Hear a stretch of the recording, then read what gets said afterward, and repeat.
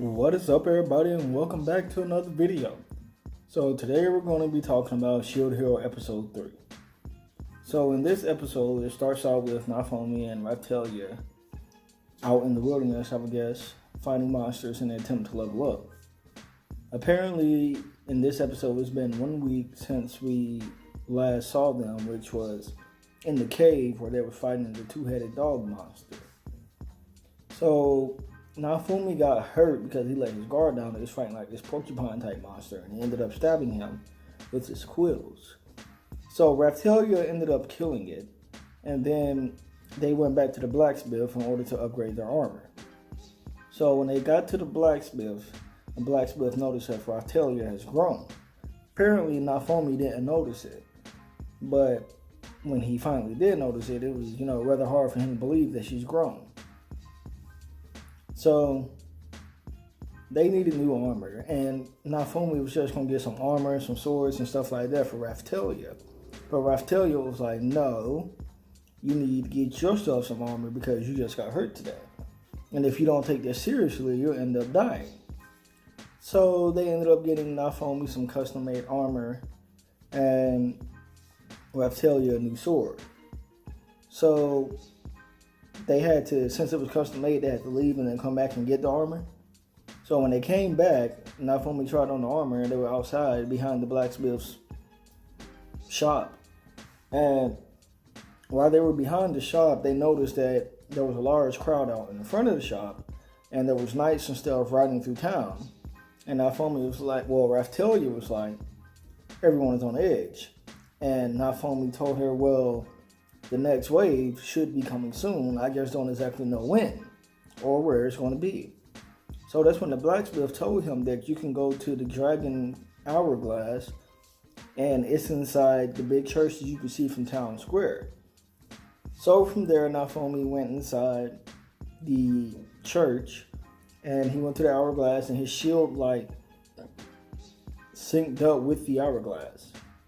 Now, while his shield was syncing up, he ran into the Spear Hero first. Spear Hero started flirting with Raptalia. So while the Spear Hero was flirting with Raptalia, Nafomi was walking away because he didn't want anything to do with him. And then he ran into the other two heroes. And they was like, we'll see you at the wave. Don't hold us back. So after that, Nafomi went back to his room because he was renting a hotel room. And he was crafting medicine and things of that nature. And they went to sleep. The next morning, right before the wave, Raptalia told Nafomi that she's his sword and that she'll follow him anywhere he goes. So the waves came, and Nafomi and Raptalia were surprised because this is their first time seeing a wave. Well, Nafomi's first time seeing a wave, and Raptalia's first time seeing a wave since she was a child. So they noticed that all the heroes were going to fight the monsters but wasn't protecting the village. Even though that's their job, they're supposed to help defend the citizens of the country. So Raptalia and Nafomi went to the city, a nearby village called Loot Village, and that's where they proceeded to defend the village against the monsters. So Nafomi instructed Raptalia to help the villagers escape. Now while she was doing that, Nafomi was trying to defend against the monsters by himself. So he ended up getting overran, and he climbed up the top of this tower with a bell on it. And he poured oil down the tower and then set it on fire. Then after that is when he got some help from the villagers. Villagers told him that seeing him fight gave them motivation to want to protect themselves and not just depend on him. So the knights came and aimed fire down on the village, even though Nafomi was in the village. It was like they didn't even care. And once Nafomi said that, he was like, they really just did that, even though I'm here. Raptalia got upset and charged at the knights. And was like, did you do that knowing that Nafomi-sama was here? She was like, depending on what you say, I'll take your head. And, they was yelling racial slurs at her. It was like, you damn demi-human, you think you could punch your sword at a knight? So Nafomi was like, well, you guys honestly think you can handle the monsters by yourself, by all means, go ahead. So it was like this big monster behind them, and it swung an axe at them.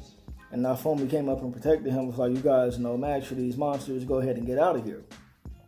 I'll pass Taion while you get into your formation. So they was just going to leave Nafomi. And Nafomi and Raphtalia was fighting.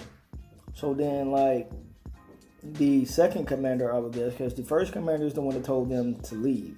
He was like, everybody fall back, let's get out of here. But then the second commander saw Nafomi and Raphtalia fighting, and he was like, everybody in the formation and support the shield hero. So that's what they did.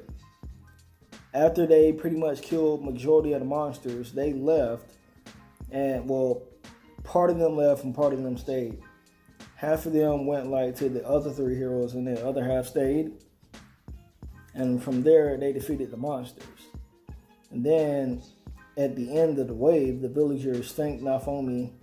And Nafomi, at this point in the story, still isn't too trusting of anyone, because since he's been in this world, everyone except for Raphtalia has betrayed him.